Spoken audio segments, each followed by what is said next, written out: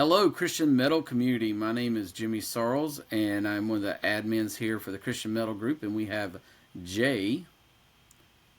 Hey, So, what's up, y'all. Jay? I'm also on the leadership team for the Christian Metal Group, yo. It's good to see everybody, for sure. Yeah, Yeah. absolutely. And we have the honor of speaking with a Nyk Edinger. Say that, Uh, please. Edinger. Edinger. Should have There got we that go. before. Edinger. Nyk Edinger. He is formerly, or currently, or formerly with Frost Like Ashes. Currently Frost Like Ashes. Currently Ninth And Sphere. Ninth Spear. Yep.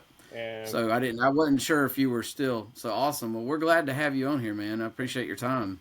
thank Yeah, you. It's very nice to be here.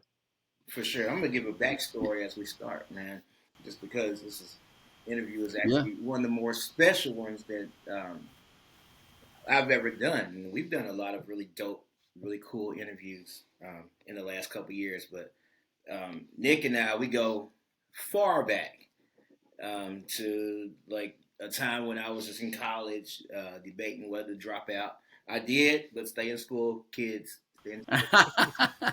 Unless you make Not music work. necessarily college. Just get through high school. Right, yeah. Please get through high school, please. We asked that, but yeah, I was in college, man, and I was just finding my way with like I was starting to play gospel, I was starting to play jazz and stuff, but I had taken a big interest in metal, and of course, coming from a very strict Christian home, um, Christian music was the only thing that was allowed. But I was very bored with gospel and CCM, so I in high school I super gravitated towards like heavier music, especially death metal, black metal, that kind of stuff. And I discovered via HM a group called Possession. hmm And Yep. I just posted about them the other yeah, day. you sure did. So they had an EP out called The Unnameable Suffering. And I like, just ordered it via mail order. And I remember, just thinking about like my background as I just described it. It was a shock to me in a lot of ways, especially the art and just hmm even the musical presentation. It was very extreme, and especially for that time, there were very few, especially like bands that were into like embracing like black metal and death metal and all that other kind of stuff. Like you had like Mortification and a couple others, like maybe Horde had just come out or something. But Yeah. it wasn't too many though. Ancestor, it was very few. So I was definitely very shocked. I had some questions about you know upside down crosses in the artwork and maybe some corpse paint and stuff. So I was like, what the heck is going on here? So because we didn't have social media or emails or anything like that, I actually sent letters. And I was very surprised when I got letters back. So me and Nick, we went back and forth about different things. He explained a lot of stuff to me, and we became pen pals for like a couple of years. Wow, that's pretty awesome. So when did you discover Frost Like Ashes? So I mean, so this was Possession. This was his previous band before. Oh, so you're talking about that. Oh, Yeah, okay, yeah. So gotcha. this is Possession. Yeah. So I think, and of course they did. I think I have all the Possession albums all the way through the EP that they did, and I think on that EP they actually did a King Diamond cover too. That was cool. But yeah, I still So have. so Mhm. Nick was your Christian metal professor. Yeah, there you go. That's a good way of putting it. Yeah. So I still have, like I said, I still have that little tiny CD. the mini disc. Yeah. Yeah, the big disc, Oh, man. wow, that's Yeah. cool. I remember those. Yeah, man. So so like I said, so we've kept in touch through the years, and it's been a really cool time, So we've still like, of course, back then we kind of debated some things or whatever, and look, we still debate some things sometimes, but I think it's always just a really cool Christ-centered exchange, and I think that's what's most important about our connection, you know. That's It's Christ. awesome. I love that. Yeah. So yeah, so we're gonna talk about, I guess, possession first, since I. Yeah. Well, first let's go. Well, Nick, did you grow up in? Oh yes. Yeah, did you grow up in a religious home? Yes, I grew up here in North Dakota, where I am currently. My musical journey started, as far as heavy metal, started in Kansas City, which is Mhm. where I lived for almost 20 years as well. but I grew up here. I grew up in the Church of the Nazarene, which is very Mhm. conservative, it's a holiness, or at least at the time was a holiness church. Mhm. And, you know, very similar story where I was not allowed to listen to anything that wasn't A, Christian, and B, Southern Gospel. So that Mhm. was my choices. So lots of, you know, uh, Blackwood Brothers and I don't know, early Mylon Lefevre back when he was Yeah. just playing, standing on the pianos and stuff, Oh and yeah. all that early stuff. And so even the Imperials, if you think about that group, that was too rock for my Oh family. wow. So I was not allowed the Imperials. But so very, uh, you know, I would say strict in the modern sense of the word. Mhm. Christian home. We no alcohol, no dancing, Yes. no Mhm. going to movies, no rock music. Yep. Yeah, so that was, and then of course I lived in the middle of nowhere, and especially then with no internet, no cell phones, no computers or anything like that, everything was very slow to get to us. Anything that was happening in the world got to us about 3 to 5 years later. So Mhm. um, it was difficult to stay up with the times and to you know stay on the cutting edge. Not really possible. No Yeah, way. I understand that. Yeah, that's awesome. Well, did you grow up in a musical home at all?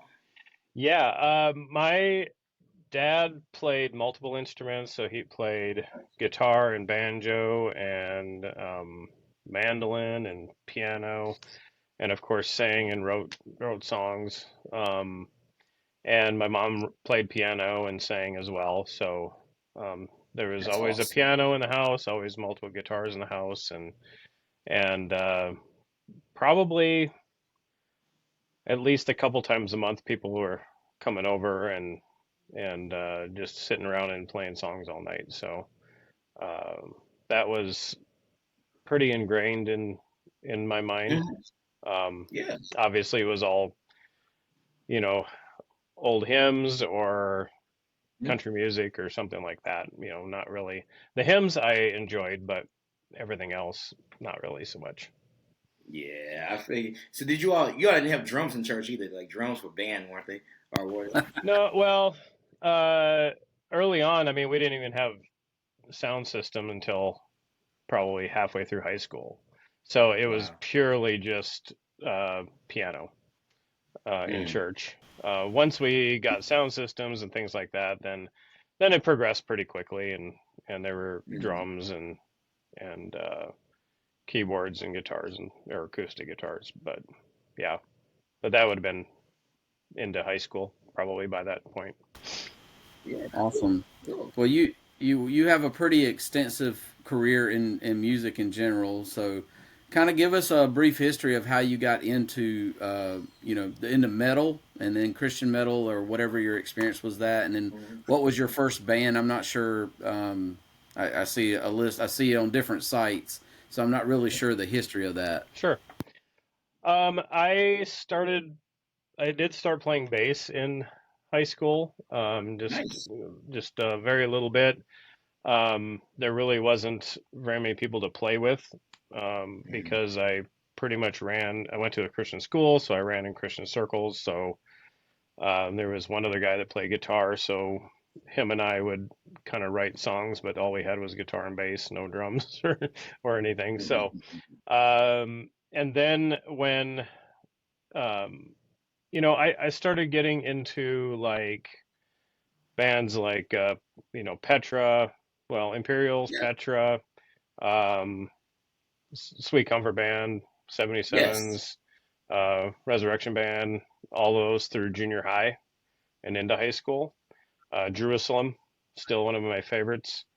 Hmm. And then Oh as yeah. as bands started, making more music, like Leviticus and Saint, and the list goes on, Barren Cross, and you start getting into the um, I don't know if I said Barnabas at all yet, but they were a favorite as well. On the other side, I mean, we were already starting to listen to like Armored Saint and um, Lizzie Yeah. Borden and Judas Priest and all the, Iron Maiden, um, Hmm. the regular heavy metal bands, you know. Yeah. And but as I was listening to music, I would always gravitate towards the heaviest song for whatever band it was, right? So for Imperials, it'd be like Watergrave. For Hmm. Metallica, it'd be Fight Fire with Fire. And I mean, it Hmm. just kind of always went like that. And usually, Yeah. whatever the heaviest song that they had, it was an outlier. So then I would have to go and find a different band that was where they just were all the time, you know.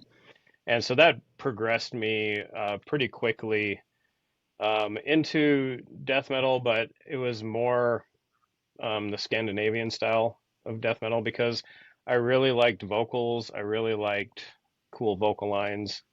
I liked melodies. Having grown up with Southern gospel quartets, it's a lot of four-part harmonies, and they usually have one guy that's super low and one guy super high, and I just wanted to sing all of those, right? I wanted to sing the bass and all the way up. Um, so as would sing along, I would try to do all the parts, and I just continued to Yeah. try to find heavy metal that was interesting musically and that had variety vocally. Um, Hmm. so once I moved to Kansas City, uh, then I started meeting more people that actually were into the music I was into. And somebody heard me singing or something in a stairwell, as we all do, because it has great acoustics and it's not the bathroom. And so they heard me and they said, "Hey, my friend has a band and he's looking for a vocalist. Come and try out for him." So met up with them. Well, we had to. He didn't have. I don't know if he didn't have access to his place or something like that. So we had to go to a different band's practice space, and that band was called Airborne, and they were Okay. a power metal act. And so we got there early. We listened to them practice, and then we came in and used their space to audition. Well, the band that I was auditioning for was more like Motley Crue or Def Leppard or something like that, and that really Hmm. wasn't my thing. And um, so as as Airborne hung around and heard me sing, they were like, "Hey, if you're not interested in his, we'd love to have you because it's more thrash metal." And Cool. so that was the first band, was Airborne. We released one demo and we had a track on a compilation. And then I don't know if you guys know Kenny Carter at all.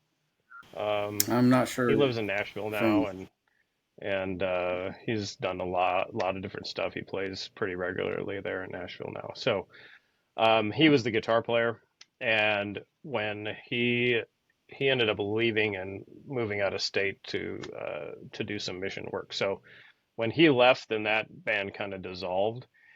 And so I contacted the new guitarist we had just picked up, and then Shane, which was Shane Scholl, and then Shane Goad, who was the drummer for Airborne, and asked them if they wanted to start a new band, and it was called Possession. And I kind of had the whole idea dreamt up in my mind already. Had the um, ideas for the logo, which is what Jay was referring to with the inverted crosses and things like that. So I really had the concept and what I wanted it to be about, and it was going to be more in the death metal vein. I think we always called ourselves death metal, but if you go back and listen to it, there was probably a lot of thrash influences there as well. But by the time that was about 92, and by the time we were really recording and all of that, and by 92, I'd already gotten into black metal. Um, Yeah. so what I was listening to wasn't necessarily what I was performing. But if you go back and knowing that and listen to the vocals on some of the Possession tracks, especially the later stuff, you really hear me slipping into the black metal vocal, Yeah. you know. Um, once once Possession was done in '98, I took a couple years off, and then Sabat from Frost Like Ashes contacted me and said, "Hey, we're looking for a vocalist," and so we met at a Popeyes, not Chick-fil-A, but at a Popeyes, and just kind of went over each other's vision of what it might look like, because I had already been trying to design a band called Absalom, which was going to be a black metal band with the corpse paint, or we call it war paint. Um, Hmm. and he had the exact same idea with Frost Like Ashes. So I just joined what he already had, because he already had a bass player, he already had a drummer. Um, Yeah. and eventually we incorporated Shane Goad into the band for drumming, and Hmm. went through a number of different bassists over the years. But that's been the longest running band. So that started probably in 2002, I think. And we should have. I'm gonna go in before the end of the month and record the next album. Um, Nice. so hoping Very sometime this nice. year that will be out as well. Um, as Frost Like Ashes was taking kind of a little bit of a break between 2016 and I think what 22 or something like that. I got contacted by um, Derek Fromm, and he has the death metal band Sympathy, Yeah. and he contacted me because he had a black metal project that he had written and wanted a vocalist for. That became Ninth Sphere, and we released one album, and the next one hopefully will be coming out either towards the end of the year or early next year. Okay. It's I just got the first mixes um, emailed to me this morning, so yeah. Cool. Very nice. So that is the how many years of a run that is that for 40? I don't know. Started Yeah, in 80, long time. 89, so I guess that's 30, 37 almost, 37 years. Wow. Coming up on 40 years of ministry. That's awesome. That's, Yeah. yeah, that's crazy, man. It's beautiful though. It's really beautiful. So I think I think one thing that set Possession and then by default Frost Like Ashes apart from, but especially I think Possession from a lot of, I guess, the death metal, black metal bands was the use of clean singing, and especially um, King Diamond influence clean singing, like in the middle of the songs. Like, you might hear like growls 1 second, then all of a sudden you hear this high falsetto. So, like, what influenced you? I mean, obviously King Diamond influenced you to do that, but like, what influenced you to incorporate that in like that? What inspired? Surprisingly, King Diamond didn't influence me to do that, which sounds Okay. ridiculous because it sounds almost exactly like him, and especially when we covered Shrine, right? So Right, right, right, right. from King Diamond, but what happened was it just was it was actually all born out of the quartets that I grew up with, right? Yeah. I wanted to, I wasn't going to be singing, not that I couldn't, but that I just was really, gravitating towards extreme music. So the singing that was in Possession was more of the thrash metal type singing. Mhm. And of course, Metallica and Slayer and Testament and Anthrax and all of those guys, Right, I right, right. listened to quite a bit. Um, but when it got into the extreme vocals, the low vocals were, the bass parts, and then the regular higher death metal vocal, you might call it, like even a Scandinavian style death metal vocal, Mhm. was a little bit higher. And then I just was like, okay, I'm just going to go as high as I possibly can. And that ended up being those uh, falsetto screams and singing as well. And what happened is I was performing these live already, and I was doing some of that screaming in Airborne previously, but uh, I had been performing it live and using that high vocal live, and there was a guy that had come to quite a number of shows, and one time he came up to me after the show and he's like, "Hey, do you listen to King Diamond?" And I was like, "I don't even know who King Diamond is." Oh wow. And he's like, "Oh, I'll make you a mixtape next time." So the next show he came, he brought me Fatal Portrait, but like Mhm. just copied off onto a little tape, Yeah. and I stuck it in on the way home from the show, and I was like, "Oh my gosh, this dude is doing exactly what I want to do. Like he is Mhm. creating the atmosphere that I want. He's actually doing everything that I want, you know." And it was just funny that, I had already been doing it for a couple of years, uh, and then listen to him. And of course, he did a little more singing than I Mhm. did it, where mine was a little bit more like screaming. Um, Mhm. but I always have liked writing vocal lines in the traditional heavy metal way of having verses and choruses and bridges and so on and so forth, telling a story. And of course, there's no one that does that better than King. And True. so that I went out the next day and bought everything King had. And of course, I think that was only, Everything? well, up Wow. to that point, it was only up to them. So, but then I found out he was in Merciful Fate, of course.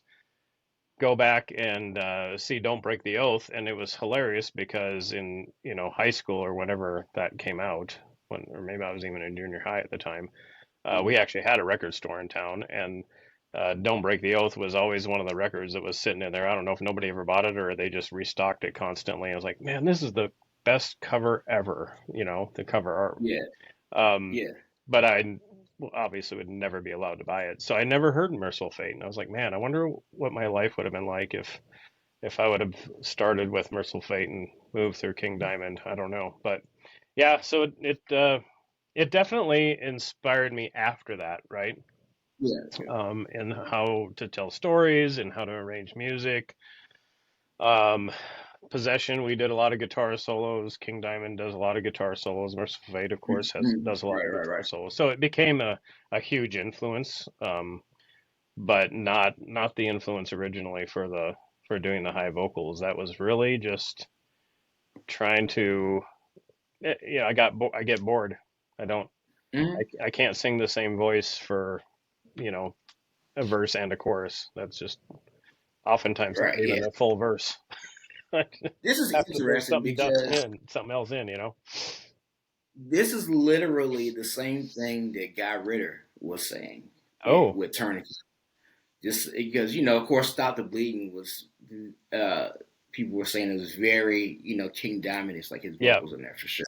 Very high falsetto. And he had said he had never heard of King Diamond. And then one day Ted, and this might have been after like Stop the Bleeding was recorded. And he said that Ted and the guys sat him down, let him listen to King Diamond. He was blown away, like what? yeah. Well, and Like this is crazy. in is it Holy Danger, or Yeah, was that his first yeah, band? Holiday. Yes. Right. So, and I had that demo as well, so I'd Hmm. heard him, and of course, Bride and Dale Thompson, Matrix, all of that I had Yeah, listened to, and he also, had very high screams or whatever. right. Um, but Guy had been doing it even before Tourniquet, you know. Hmm. Yeah, that's pretty cool stuff. Yeah. So, in all of I was one thing I was wondering in all of your years of music, did you ever get to play show with Eric Clayton? I've never even seen, No. I've never even Really? been able to see that band. I mean, um, and our drummer, especially Shane Goad, was a huge Saber Machine fan, just massive.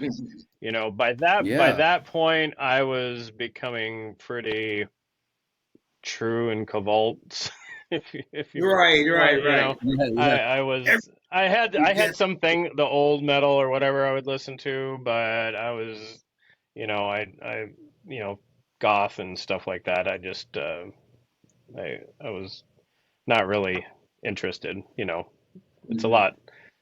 I'm a lot more open to things now than I was back then. You get kind of militant in your 20s about everything. Oh yeah, absolutely. But yeah, so I Yeah, never that's never got true. to see him, never got to play with him.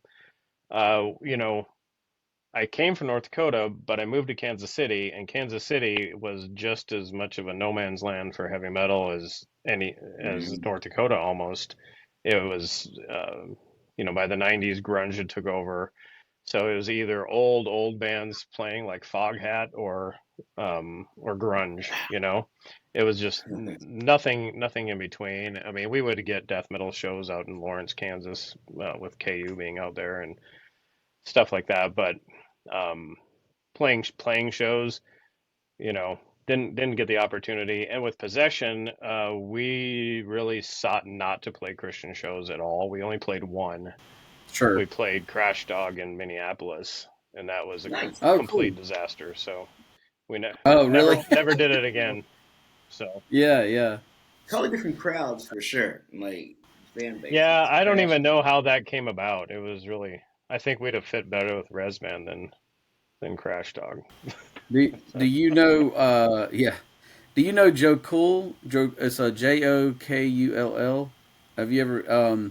So he was in the wedding party, and then he was also in the Hill to Die Upon. He's been in a lot of bands. hmm. I met him at Immortal Fest. He's the guitarist for Inner Siege now, Oh, okay. and man, they were a power metal band, but they were really good. And So he's been around your scene a lot. So I didn't know if you'd run into him. no, I haven't run into him. I ran into like Revan Yes, I way know you're back in talking the day. about. Mhm. Um, Man, that would have been Cornerstone, maybe 1990 or something like that.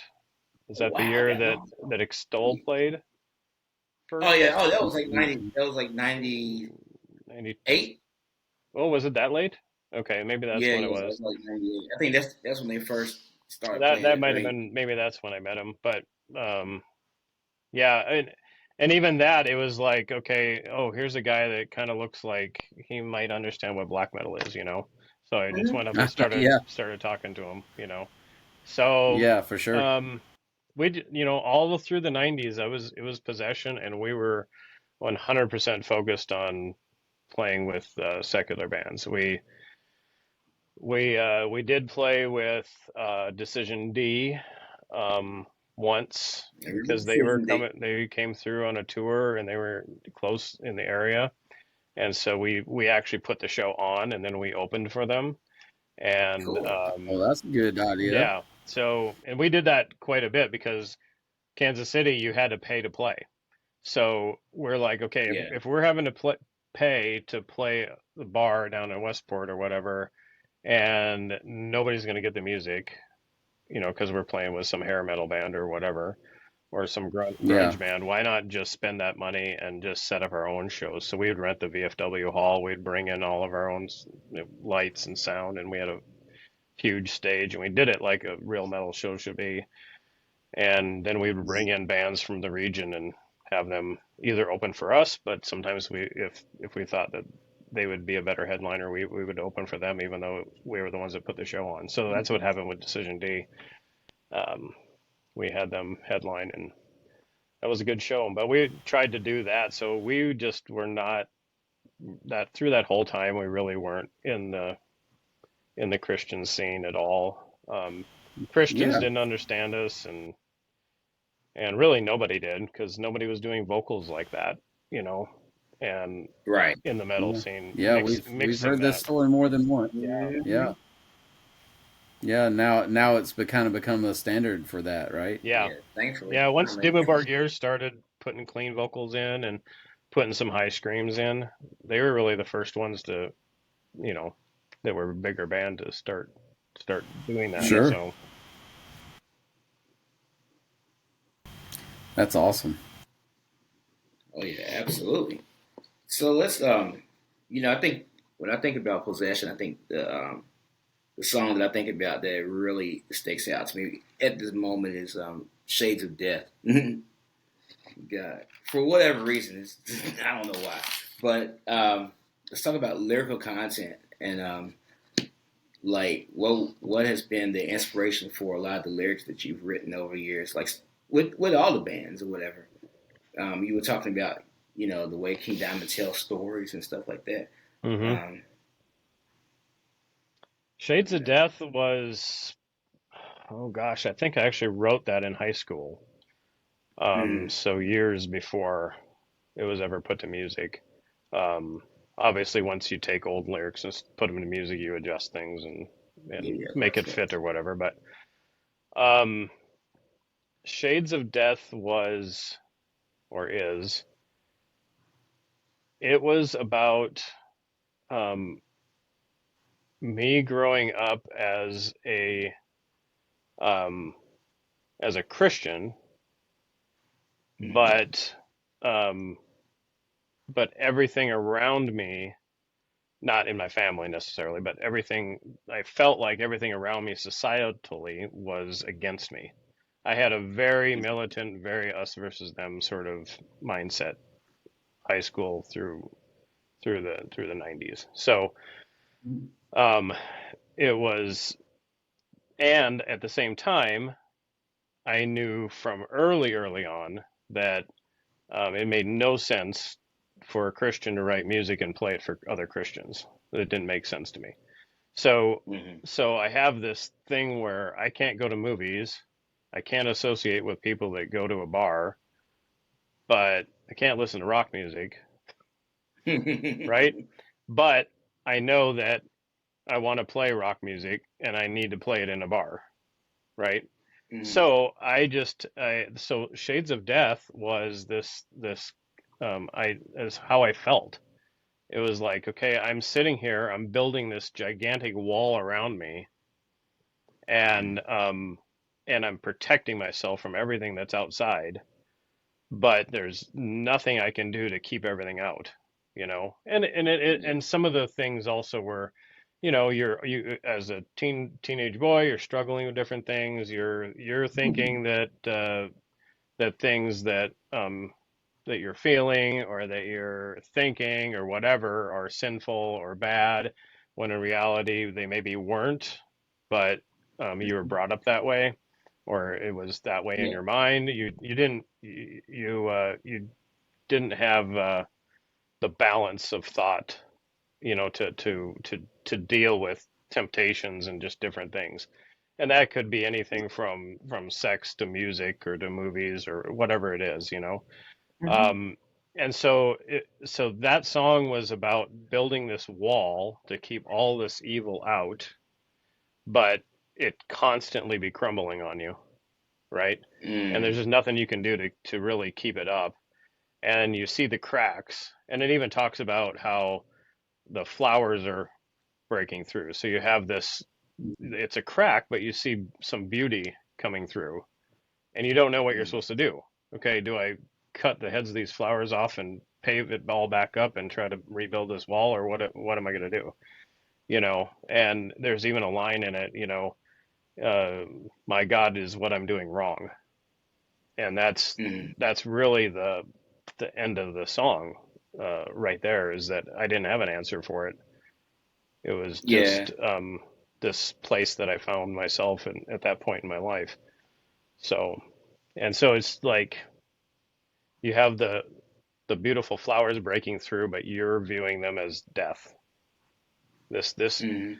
this is certain death that these flowers and Yeah. these plants and everything are coming through this wall. Cool. There's so I was also talking about artwork earlier and just how controversial. There's a few bands that have always had controversial artwork, and I think in our group, um, there's a few bands that like every time anybody posts anything about them, and any of the artwork, we all of a sudden get the admin alerts I bet. because people are just going nuts talking about artwork. And of course, the unnameable suffering is artwork. That was a heck of a way to come out and say, "Hey, and I remember you explaining like some of those things to me. I think what I thought was interesting about eternally haunt. There's like an angel on the cover, like with kind of broken wings, and I remember you describing that. And then on the back cover there was and I actually was just looking at that CD cover a few days ago. I have like couple thousand Christian metal CDs in storage right now because I don't have a CD player except in my storage unit. Yeah. So sometimes I'll listen to stuff in there when I'm not listening to it like on Apple Music or something.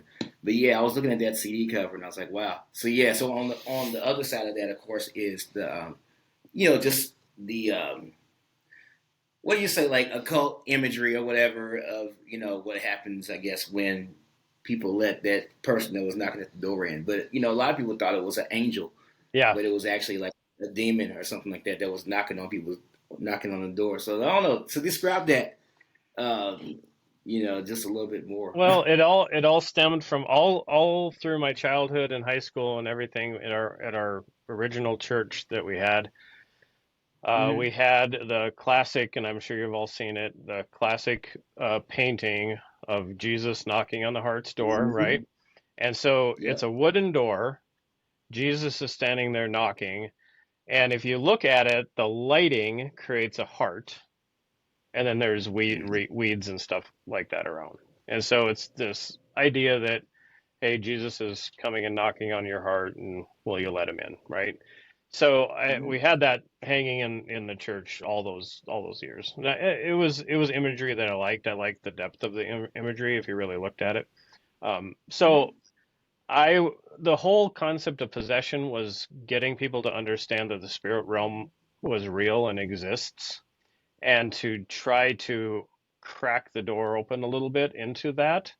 And when you do Mm-hmm. that, you're not only talking about God and angels and the battle that's going on there, but you also are revealing Satan and what he's doing as well to some degree. Um, and so that's what this picture was really about. It was attached to Beyond the Grave, which was the opening track. Um, Mm-hmm. but what it was, I took that Jesus picture, and then I took Jesus out of it and replaced it with Satan. So Mm-hmm. so that's Satan on the cover, Mm-hmm. and he's knocking on the door, and just like Satan has ways to like influence us, right? But for him to Mm-hmm. really come in and just wreck our lives, we have to open up to him, and whether that, however that happens, you know, he he's a trickster. He's not necessarily concerned with our will. He's going to sneak in any way he can and get his claws in any way we can. But if you look at that picture, it's the same thing. You have the heart shape around it with the lighting, Mm-hmm. and that's the heart's door. So when you flip the cover over, and I had a different artist do it, so they're very different artwork styles. Okay. The other one is somebody who he's you know he's heard the gospel. He has the word of God there. You can see the Bible laying there, but it's covered in Mm-hmm. cobwebs. He's just not being attentive, and you can see that the door isn't open, but there's the spirits flowing in underneath the bottom of the door, Mm-hmm. and then you have the pentagram with the goat's head and stuff hanging on the wall, Right. Right. and Right. it's just basically the effects that not staying in connection with God will have on your heart and your life, um, if you're not attentive. So that was really Mm-hmm. the story of the artwork itself. Cool. And So there's always bands, that Christian bands especially, that try to just be as shocking as possible or whatever. And we Oh, had that good for aspect, them. but we also, there was enormous thought put into it. It wasn't like, okay, I have this gory picture, how can I wrestle it to fit into some sort of theological construct or whatever. It Yeah, started out from a yeah, theological place, and the artwork yeah. was created from that. So yeah. I love how much thought and creativity you put into that. That's awesome. Mm-hmm. Well, I want to ask about. So Frost like Ashes, Born to Pieces. So I have that 7 inch. Yeah. So can you give us and I have the re-release. It's not the original artwork and all, but can you give us a little story about how that song became about and what it's about and everything? Well, this one with Frost Like Ashes, I did make some attempts to be as shocking and as offensive as possible. Oftentimes, but they still were solid precepts and I tried as best as I could to really make them solid, you know. Um, but with Born to Pieces, which cover do you have? Because I think we had three different artworks for that. Interesting. I have the Rocks Records, and it's got a picture of the band. It's black and white. It's kind of like a cross, Yeah. maybe. And then what's on? Well, I think there's something on the back of that one, right? Artwork or not? Yes, Pale Shadows. Oh, Oh, on the back. artwork wise, Yeah, I don't know.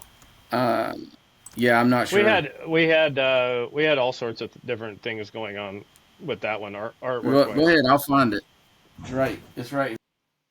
Yeah. So Go ahead and tell us about sure. So the idea for the song was it was it was during this time when there were fire bombings against Planned Parenthood and those sorts of things were going on.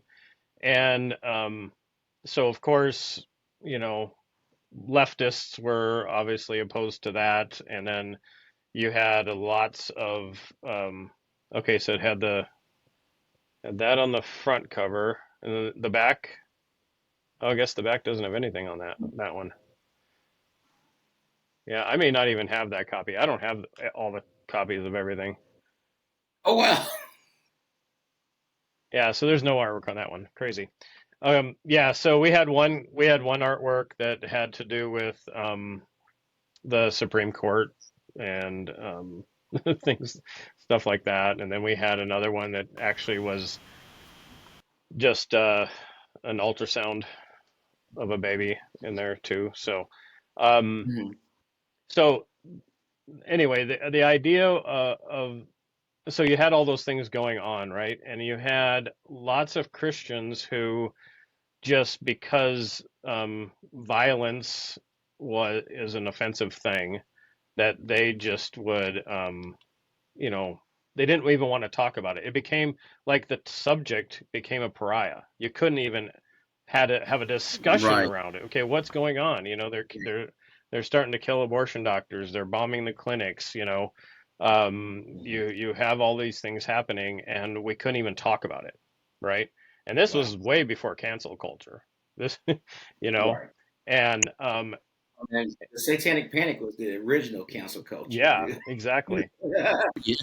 Yeah, and oddly enough, it was Al Gore's wife that that started all of that. So Yeah. it always comes from the same place, right? Absolutely. She helped sell a lot of Yeah. CDs. Yes. But anyway, um, so I wanted to have a discussion about that, you know, and you Sure. couldn't have one. And if you're a Christian and you said anything to one side about it, then they would you know label you a terrorist. If you said it to the other side, they labeled you you know a heretic and you're going to hell. So it was a lose-lose situation. And Mm. so I simply started that song with this concept of a question of if killing an abortion doctor saves 10,000 babies, is Mhm. that wrong? Like, how do lives weigh out in this scenario?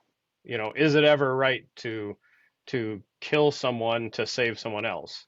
You know, and so that's where the question just started. So the whole story of the song, you know, it starts out with a girl going to get an abortion. The abortion doctor comes in. He doesn't care about her. He doesn't care about the baby. He just cares about his money, and he's gonna just Mhm. you know slaughter the baby and and that's it, and it doesn't do her any good, right? So, so she's suffering from it. The baby's dead. The doctor doesn't care, and that's the first verse or the first part of the song. Yeah. Second part of the song. Now the doctor leaves after a day of having abortions. He walks down the alley, and all of a sudden there's somebody who's after him, and the guy walks up to him, puts a gun to his head, and then carves him up just like the doctor carved the baby up, and basically dismembers him. And then the song ends just with the question, you know, could this Sure. possibly what God wants us to do? That it didn't answer the question. It just simply told the Right. story, laid out some of the facts, asked the question, and as usually happens, nobody paid any attention to it, and Of I got course. no Mhm. discussions about it whatsoever. It should have been the most offensive song on both the secular market and the Christian market, Right. and nobody cared. But Right. that's what the song That's was. that's Very interesting. oh man, that is yeah, that's wild. Yeah, it's the death metal way though. Like it's It gore. used to be. It's it's Yeah. so funny because death metal has become so wimpy with the way Man. things have been recently, and Mhm. you know, oh man, I wish I remembered who it was, but maybe one of the guys in Gorgoroth or something like that. One of the old black Yeah. metal bands. He comes out and he just went off pretty recently, just a few weeks ago, on um, on metal bands and metal in general, just saying Mhm. how wimpy it's become, and it's just so strange for me coming from where I'm coming from to sit there Yeah. and go, yeah, I 100% agree with almost everything you said, Right. you know? Yeah. I think that it reminds me of like the Metallica thing. They were so offensive, of course, coming up. But it's like once you've been in metal, I think for like, 20, 30 years, you have like a wife and kids and stuff. And it's just a little maybe less popular or something that you think about. Like you aren't like, you're talking about being in your 20s and trying to, just kind of being, more offensive or militant or whatever. But yeah, when you're like me right now, like I'm sitting in this house, with some books behind me and stuff, Yeah. it's nothing metal but my shirt, what reality. And I think people tend to get a little bit more comfortable and be like, dang, like, what do I have to sing about? What do I have to, um, contribute in this kind of way? And I think that, it's been a challenge for me, even writing lyrics. It's like, what am I angry about right now? I'm really Whatever. glad you say that because um, anger about something, oh, Yeah, and you could use a different word. You could say passion, right, about something, yes, absolutely. um, is like the birthplace of all of this, right? And Hmm. I Hmm. was talking both with Sabat, and then I also was talking with another person in my life that I kind of talk over things with, and both of them said the same thing. It's like, okay, well, what things make you angry right now? Because I've gone through like 3 years of really struggling writing any lyrics at all, and Hmm. it's just been a real struggle. And Sabat was like, okay, why don't you just sit down and decide, okay, we're just going to uh, make as many people mad as possible, and you know just be Yes. as offensive as we possibly can be. And it might start from a place of I just want to offend a bunch of people, but Yeah. with me I can't just simply do that. It cannot be gratuitous. Right. but I Yeah, I think we. but I think you just Oh, have to good. do that. Yeah, you just have to sit down and Mhm. just get angry about something.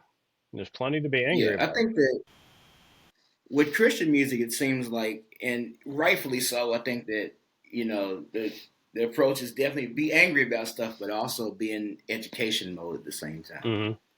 And it might be like the thrash metal way too, or even like a band like Carcass, where Right.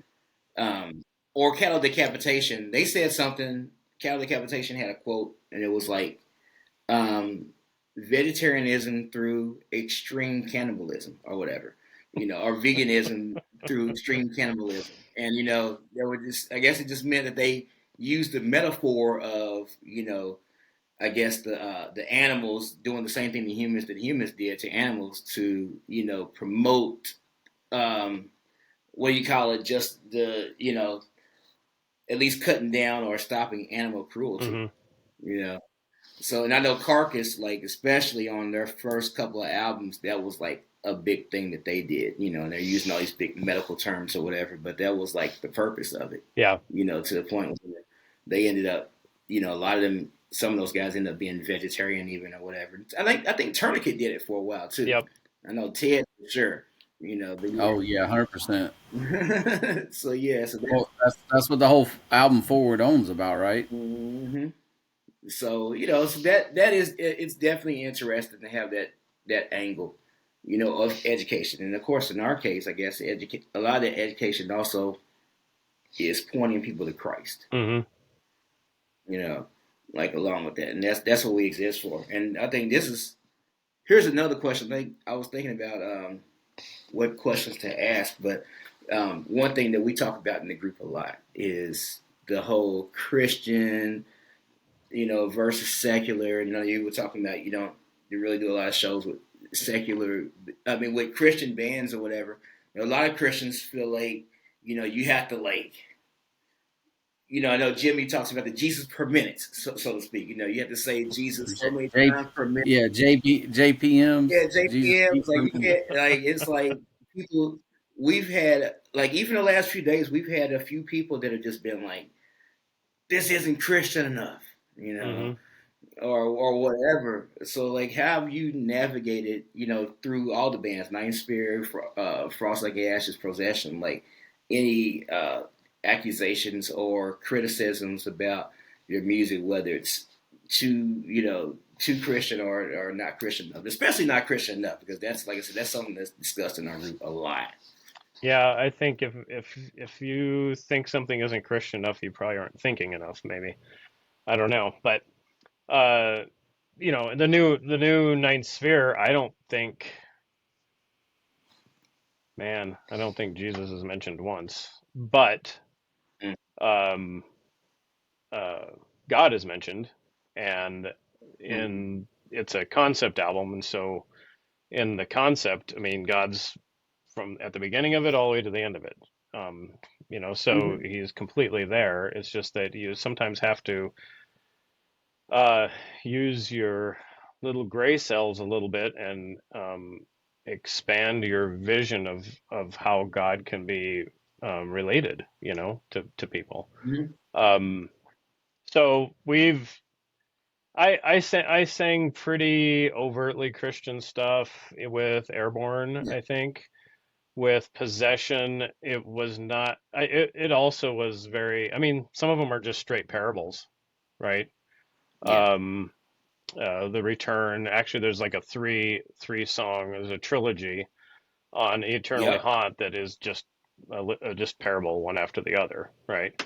So it never was a matter of, oh, we're hiding anything. It's just a matter of focus. So I came to the realization that you know in in heavy music, um, the lyrics need to tell a story. They need to be interesting. They need to be entertaining to some degree. They need to have some depth to them, and they're not going to be all wrapped up in a nice bow at the end of it. That kind of like um, destroys some songs. And I used to do that. Like every song had to have a beginning and then it had to have a nice ending, And I tried to Mm. get away from that just from a writing perspective. Um, and so with Possession, it was just a change of focus. I was just trying to get thoughts thoughts started.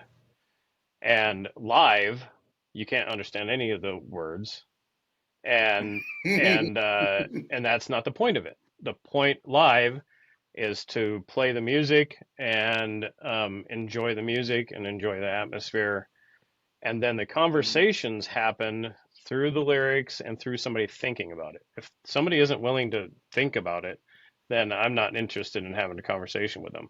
And so by the things, antics you do on stage, and by the, um, how you present yourself on stage, then you have opportunity of talking to people after the show, back in Yeah. the back alley or whatever, starting relationships with people, and that's where the introduction to Christ can really happen in Mm-hmm. earnest. It's in personal relationships. It's not through the lyrics in the song necessarily. And I'm not you know dismissing bands that have created a song that has spoke to somebody to that level. I'm sure that happened Yeah. with Striper quite a bit. I'm a Yeah. 100% fan of Striper. Um, so I'm not saying that that's always a bad thing. I'm just saying that's not the way I do it, and that's not the way I've ever Mm-hmm. really wanted to do it. Um, Yeah. so it's been a thing that I've dealt with from the very beginning. You know, like I said, the very first and only Christian show that Possession did um, was at, man, I want to say it was called First Avenue or something like that in Minneapolis. And so it was a Christian venue. Crash Dog was the headliner. We opened.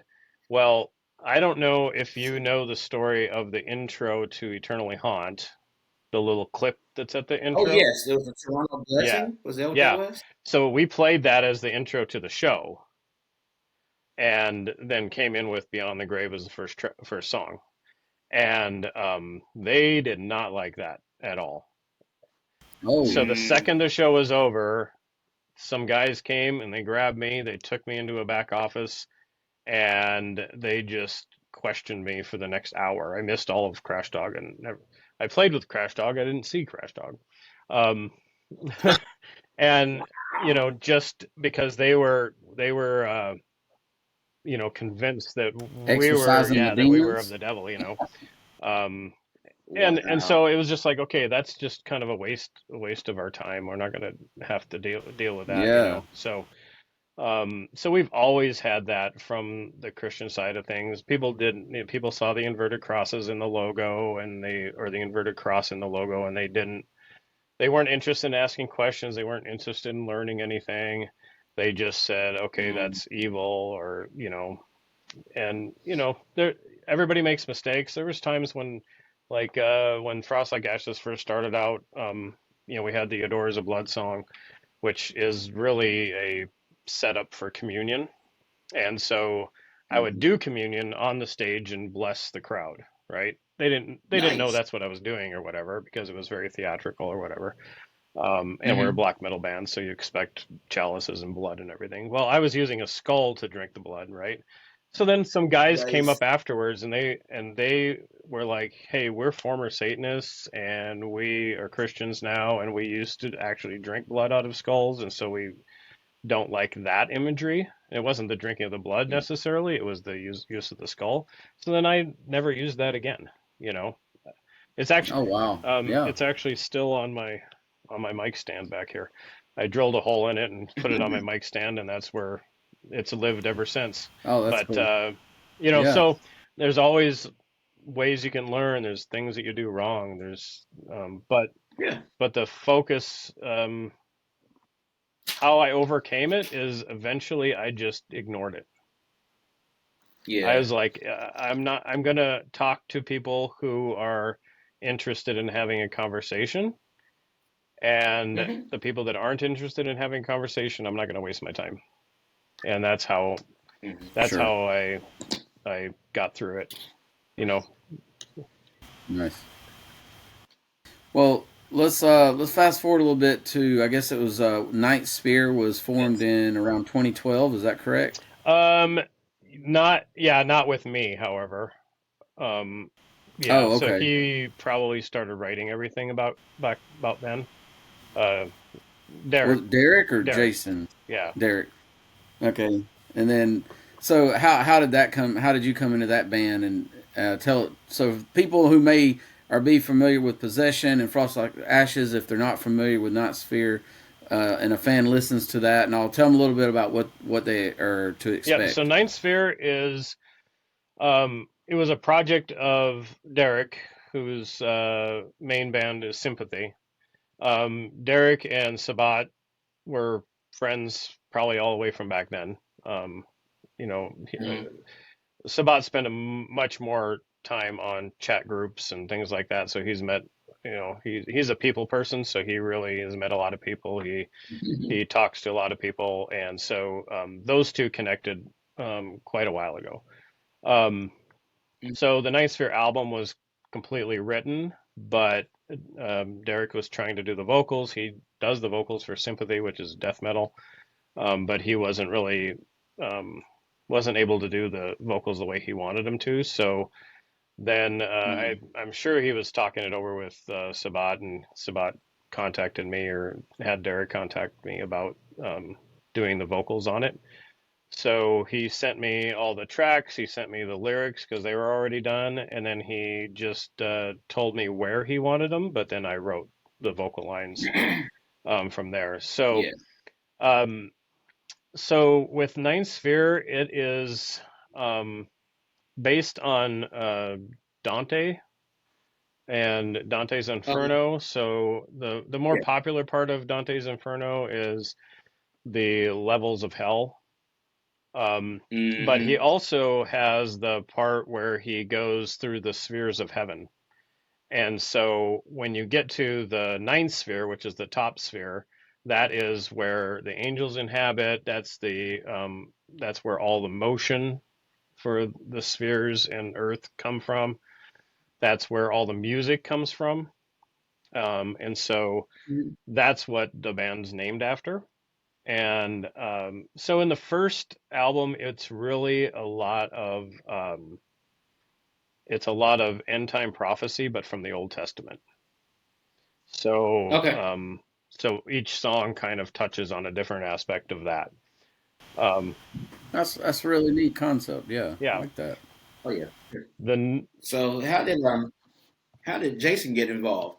Well, Jason got involved and then got uninvolved, and so it's a Okay. bit of a it's a bit of confusion in the interwebs, as you might say.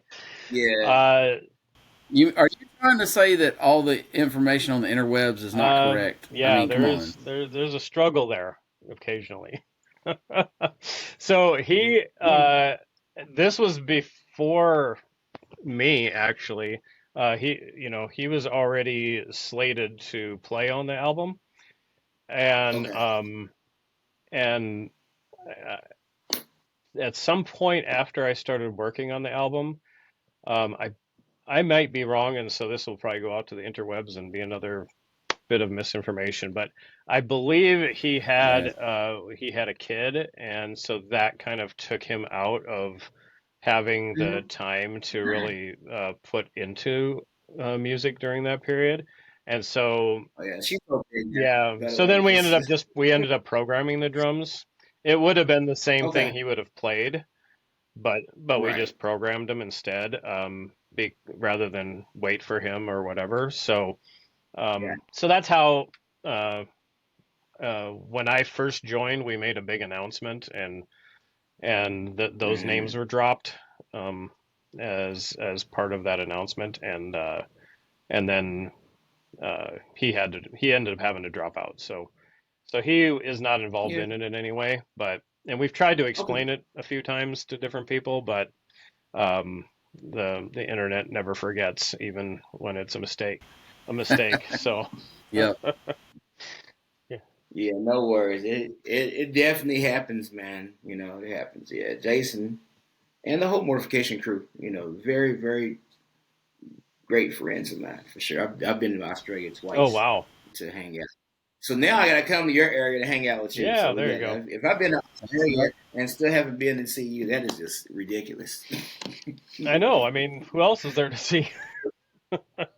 I know, right? we we only have 700,000 people here in the whole state, so Oh my goodness, that's yeah. crazy. When we took us a long time to get to 700,000, so don't make any jokes about that. Wow. It's all of Yeah, you Southerners that have moved here for the oil. That's why that's yeah, what pushed Oh us yeah. over the edge. interesting. We we have a lot of California and New Yorkers Oh, I moving bet. here, so to the south. Yeah. Yeah, that I'd sounds rather have the interesting. Southerners move up here than California people. No offense, California people, but I was also going to ask about Old Man Frost and Unblack Metal unblack metal Fist. fist. Yes. Yeah. So kind of yeah. Give us a little. What are these bands about? They came about later, Yeah, they right? came about when Frost Like Ashes was taking a break. Really, that Frost Like Ashes ended up taking a break because I moved back to North Dakota. That was the impetus of it all.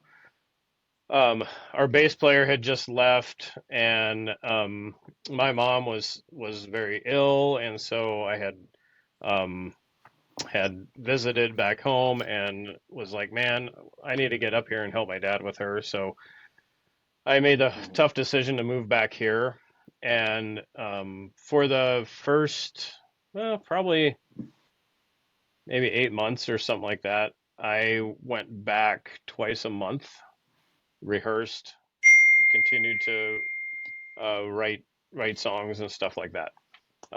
But after a while, that wasn't. Um, it really wasn't possible to keep doing that. It's 800 miles one way, so um, Oh wow. quite a drive.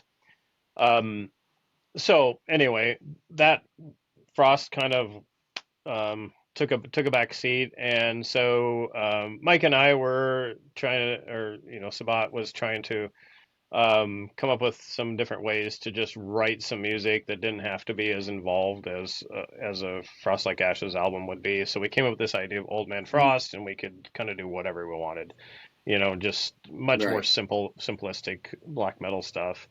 We had a fair number of songs. We never released anything, um, and that Okay. just kind of those things just kind of sat there. Unblack Metal Fist came about um, from a time when he came up and spent a week with me here in North Dakota, Okay. and so we decided, hey, you're going to be here for a week, so we're gonna write an entire album, and and Yeah. Why not? if you've ever talked to him, he is hilarious and he jokes about everything, and um, Love it. we just really make fun of the unblack metal name. That term is Yeah. hilarious to us. Like Mhm. it's not a thing that Yeah. exists to us. We play black metal. I've always played black metal since I started playing black metal. That's what it is, right? Yeah, that's So that's a whole discussion in and of we itself. don't But say yes. unrock and roll. We don't say Yeah. unpop music. It's just stupid. So But we can yeah. start. No, I'm joking. Yeah, so anyway, he just came up with this phrase. I don't even remember he would be able to tell you exactly how he came up with it, but just this idea of raising our unblack metal fist in the air, in defiance or whatever. So it was just a joke, and we just thought it was hilarious. So our emblem, if you've seen it ever, is both of our unblack metal fists raised into an X. So that's Yep. so that's Yep. what the band logo is. Um, and so the rule was that we had to write the song and record it without any rehearsals. So he wrote the music, I wrote the lyrics and the vocal lines. We recorded it um, almost live and put some, drum tracks to it and blasted out all the songs in like 2 or 3 days. And Nice. and every song has an unblack theme. So if I want to say truth, I say. If I want to say a lie, I say untruth. If I want to say truth, I say unlie. It's just completely Right. stupid. So I love it. Yeah. yeah, Yeah. That's hilarious. So was that? Were there any physical copies of that released, or was it no, all just digital? digital. Yep. You have a band camp or whatever? Or I guess we'll probably talk about that in a minute, but yeah, I gotta check that out. Yeah, I don't know where you can find Unblack Metal Fist, but it's out there. You can find it. Oh, we will find it. Just remember, Oh it's my as goodness. lo-fi as lo-fi can be. Oh, of So, course, of course, of course. So here's a question: do you have a recording studio or like a recording setup at home, or you just go somewhere and record well, when so it's I'm in time? the studio now. So Okay. this is the I lease a office space that I've built into a studio. Okay. Um, but this is only for writing and rehearsing, and um, Interesting. that is going to change. But uh, so since I've moved here, what I've done is there's a few other actual pretty decent metal bands and black metal bands here in town, and connected with one of the guys and one of the bands, and we've got along really well. So they're younger, they're in their like 30s or whatever, so way younger than I am. But they record, they have a practice space, and they have a studio set up there that they do recording. And so this guy does bass, he does vocals, and so he's really knowledgeable about all of that. And it's actually nice because it's more connection with a producer slash engineer than I've had ever in my life through all the years. Oh, wow. And so I just write stuff here, I rehearse stuff here, then I go to his place, and then he does the vocal recording for me. And then I send it to whoever I need to send it to get mixed with the rest of the mix. Now that changed with the new Ninth Sphere because I decided to take 10 days and went up to Calgary and spent an entire week there uh, recording at Derek's studio, which is in his home. In his home, Okay. it's actually starting tomorrow, being rebuilt. So I'm excited to see what it's going to turn out to be. Oh, And yeah. then Frost Like Ashes, that should be recorded some point this month, I'm hoping. Um, Yeah. and we are actually going to record it here, so it'll be the first thing recorded in my studio here because his studio Hey. is going to be tore up or something. So he's gonna come here and record here. So yeah, so that's kind of how I have things set up. Nice. Tell us one thing about Nyk that we may not know. Could be anything. Hmm. Yeah. Well, everything about me is somewhere on the internet, but if Right. you haven't delved into my Facebook, you All true. um, Right. I really like K dramas and some K-pop That's songs. right. Yeah, Oh, it okay. That's right. And baby metal. well, baby metal, yeah, the Yeah, J-pop and metal. yeah. Yep, I was an early baby metal adopter, very very beginning, Oh, like from the wow. first Okay. song. So um, You ever I've seen seen them them live? 4 times, and I Wow. am possibly going to see them in November again in Los Angeles, maybe, possibly. You Thinking might about it. be a fan. You might be. I love it. Yeah, but yeah, so that's I don't know. Korean television is um, they just view life so differently than Americans, or at least Yeah. than Yeah, Hollywood, for sure. right? And they can mix a very emotional story, a very sad, tragic story, and humor all together, and they don't grate upon each other, you know. And when something really sad or tragic happens in one of their stories, they aren't afraid to they might spend 3 minutes just sitting there with the kid sitting against the wall crying for his mom who just died. You don't get that Mm. in American television. You Wow. get five and a Yeah. half seconds, right? And you feel there's no emotion in American television. Sure. And Yeah.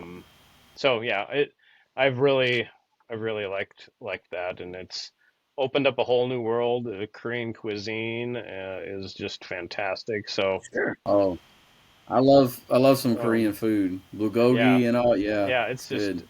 their food is just like their television. It's like it has so Yeah. much depth in it, and there's so much going on, and you get all these little appetizers along with your meal for free. And the last place I went when I was in Calgary, I stopped at a Korean place, and it was a hot pot that they did, and so the pot is, I'm assuming it's out of an oven or something, and so it's piping hot, and they actually come in and mix it up and then put it in a bowl for you, and then when you're finished with that bowl, they come back, grab your bowl, serve up your next serving, put it Yeah. in front of you.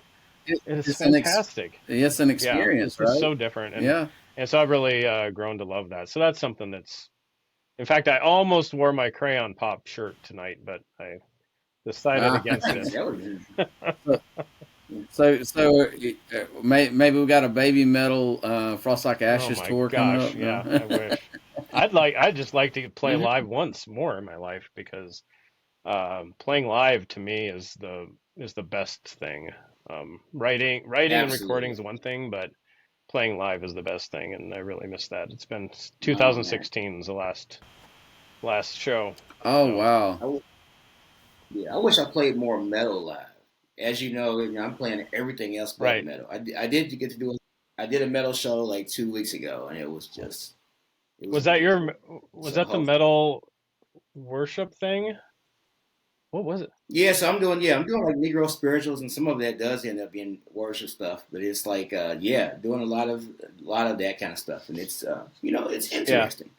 Um, so you never know. I might be calling you up like, hey, I need some need some vocals. So, He's like Jay's like Kurt Franklin meets Yep. mortification. You There know you what I'm go. saying? oh yeah, absolutely, absolutely. But nah, it's all good, man. Well, yeah. So here's my last question. What is your favorite thing about being a Christian? Oh man, my favorite thing about being a Christian, um, and this isn't to say that I don't fear things because I fear stupid things, but I don't have to be afraid, right? I don't hmm give a second thought to death. I don't give a second thought to dying. I don't like pain. Right. I'm a bit of a wimp in that regard, so I do think about that. But I don't I'm never concerned about nuclear war. I'm never concerned about, you know, what's going to happen with Russia or what's going to happen with Iran, or it doesn't True. matter. True. Yes, And sir. and I never have to worry about the end times. I don't have to be like, left behind and all that scary stuff. hmm I don't, fear is, and Scripture says this time and time again. There's no fear in love, right?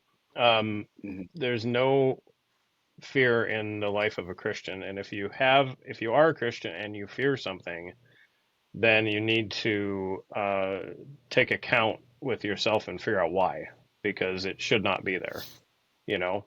And this isn't to say that you don't walk down the street at 3 a.m. in Kansas City, Kansas, and um, you see a movement in the shadows and be like, oh, I'm a little bit scared that that might be a drug dealer or whatever. That's it. I'm not talking that kind of Yeah. fear, right? I'm talking about um, really debilitating fear that um, of of dying and worry and that sort of thing. To me, hmm um, that's really the best part. That's good, man. So, what can the Christian metal community do to support Nick and Frost Like Ashes and Ninth Sphere? Man, the number one thing is to pray because we're not necessarily, and with Frost like Ashes, we have run in the Christian circles a lot more. Um, but really, from my perspective, I don't ever write for that audience, and so and Ninth Sphere isn't that Sure. way. Possession was never that way. So it isn't hmm necessarily that I'm like, hey, buy the record or whatever. It's you can buy the record if you love it. That's awesome. If you want to share it, that's awesome.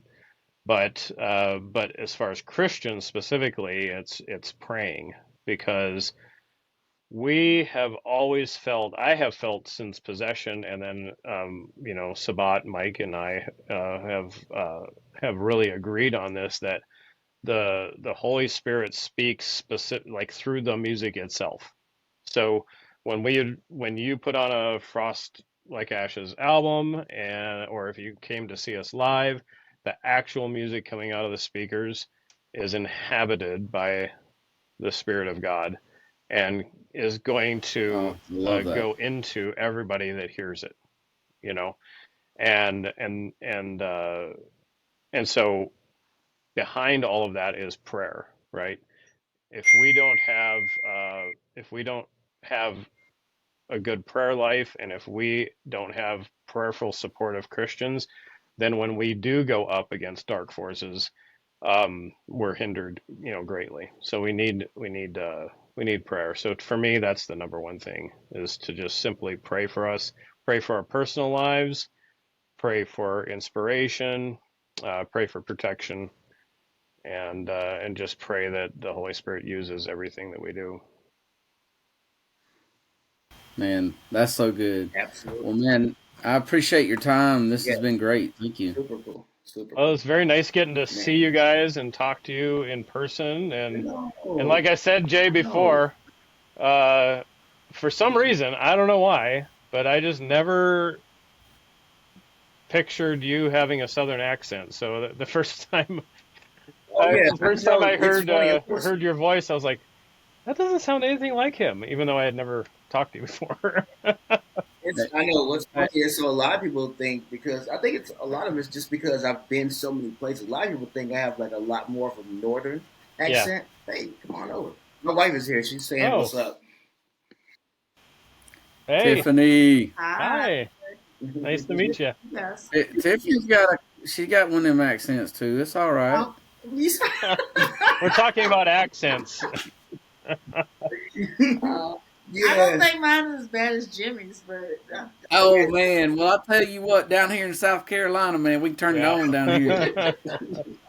you I, know, Yeah. I can't hear it, but people who are not from Kentucky tell me I have one. So Yeah. well, a couple years ago, when I was going to Immortal Fest, we stopped in Kentucky, and so me and some friends, we actually went canoeing Oh in a wow. cave, and it was really cool. But the lady that was at the front desk, I could not hardly understand oh her. Lord. Yeah, she was from the backwoods of Kentucky or something. I don't know, man. It was rough. Oh my goodness. Yeah, and I think I've been a little bit of everywhere. A lot of people think I'm from New York. He Like does sound like honestly, he's from New York. a lot of people think like Oh, sometimes sometimes the Southern comes out, and sometimes you can just tell I've been around a Yeah. lot, like just a lot of different places for sure, and that's cool. It's all good. well, Yeah. But well, yeah, this has been awesome. yeah, I it guess, was great, great I was times. thinking about yeah, saying. yeah, we got a guest appearance here. Right.